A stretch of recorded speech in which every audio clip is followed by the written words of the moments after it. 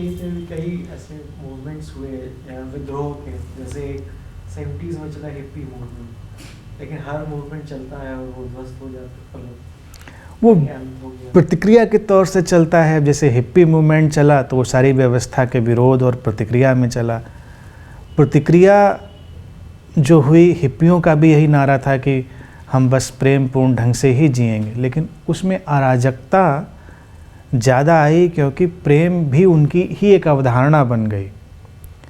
प्रेम के गहरे तलों में जाने की चेष्टा नहीं करी गई और जो पुराने प्रेम के ढंग थे उनके विरोध में जो ढंग खड़ा हो सकता था वो ढंग सारा का सारा उन लोगों ने अपनाया।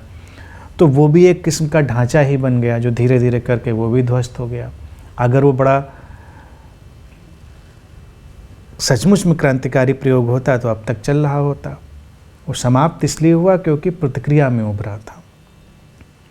प्रेम कभी प्रतिक्रिया में नहीं उभरता, प्रेम बस सहजता में है और उसकी सहजता ही बहुत क्रांतिकारी है। उसकी सहजता बहुत क्रांतिकारी है। तो मोमेंट्स आएंगे और इस सहजता के कारण ही बहुत सारी सीमाएं, बहुत सारी चीज़ें ध्वस्त हो सकती हैं। छोटी छोटी बातें हैं लेकिन क्रांतिकारी तो फिर भी वो जान ही पड़ेंगी। अब कोई व्यक्ति किसी को प्रेम से देख सकता है और कोई व्यक्ति किसी के पास प्रेम से बैठ सकता है, ये तो उसकी चेतना से प्रकट होगा। इसका कोई नीति नियम मानदंड तो नहीं बनेगा।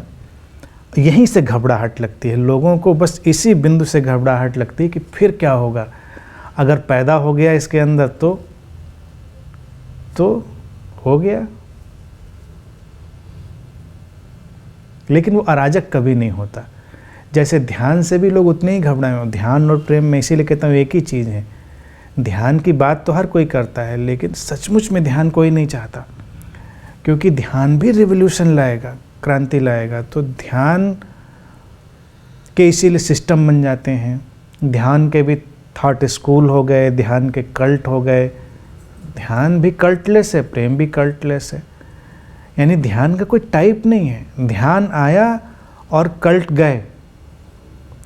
तो कोई भी कल्ट नहीं चाहता है कि सचमुच में इसको ध्यान हो जाए, क्योंकि अगर सचमुच में ये ध्यानी हो गया, इसके अंदर घट गई, रोशनी आ गई इसके अंदर, तब तो ये किसी सांचे में, किसी पिंजड़े में बनने वाला नहीं है। इसको तो पहचान आ गई रोशनी की, हर जगह पहचान लेगा। अब ये थोड़ा ही है कि अपने घर से निकलता है फिर चारों तरफ घूम के फिर अपने घर आ जाता है कि हमारे घर में जो CFL जलती है उसी में रोशनी होती है, क्योंकि रोशनी इसको दिखाई देती है। वो कहीं और गया, वहाँ भी रोशनी जल रही थी, वहाँ बैठ के अपना काम करने लगा, पढ़ने लगा।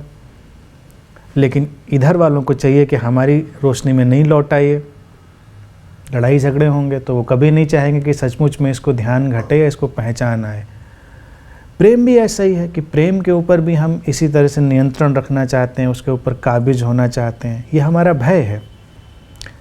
लेकिन अगर इस भय को ही हम प्रेम कहते हैं तो अभी हम प्रेम के किसी तल को जानते ही नहीं, और नहीं जानते हैं तो हम उल्लास से, उसके जॉय से भी वंचित हैं, उसके गहरे आनंद से भी वंचित हैं। ये भी बात है। माँ को बेटा खोने का भय, पत्नी या पति को पति पर, एक दूसरे को खोने का भय, इसीलिए मुझे लगता है खोने का भय इसलिए है क्योंकि उन्होंने पाया ही नहीं है।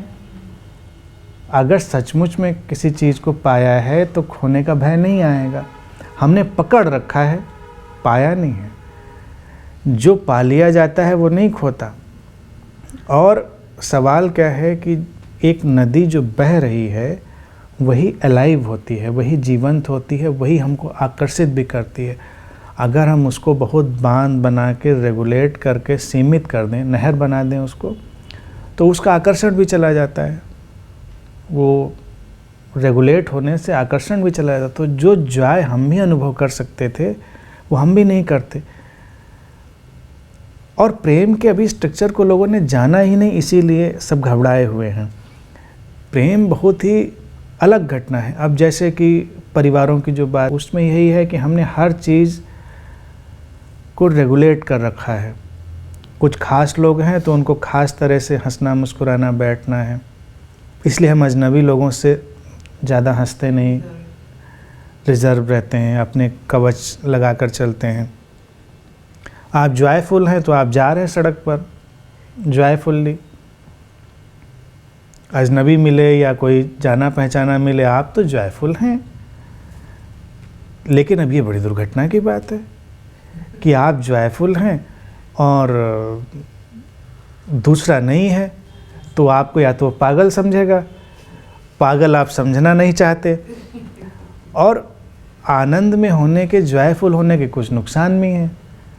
नुकसान ये है कि फिर आप ज़्यादा प्रवाहपूर्ण होंगे, आप लोगों के लिए भी बहुत कुछ करने के लिए तैयार रहेंगे ऐसे। लेकिन सवाल है कि तब आप कर भी पाएंगे ज़्यादा। और जिस व्यक्ति की ये आदत ख़त्म हो जाती है जॉयफुल होने की, तो वो अपनों के बीच भी जिनको वो अपना कहता है ज़्यादा जॉयफुल नहीं हो पाता। कोशिश करता है लेकिन वो भी सब मरा पिटा ही होता है, क्योंकि हर चीज़ की आदत होती है। आदत आपकी खो गई है, अब आप कितना भी कोशिश करें, इसीलिए लोगों के अंदर वो खिलावट नहीं आती। और फिर लड़ाई झगड़े होते हैं कि क्यों नहीं आ रही है खिलावट, कुछ गड़बड़ है, आज ये इतना खुश नहीं है। ऐसे आदमी के साथ लोग नजदीकी भी नहीं महसूस करते। हाँ, वो थोड़ा अजनबी लगता है ना, वो लगता है कि ये खतरनाक आदमी है, ये खतरनाक है।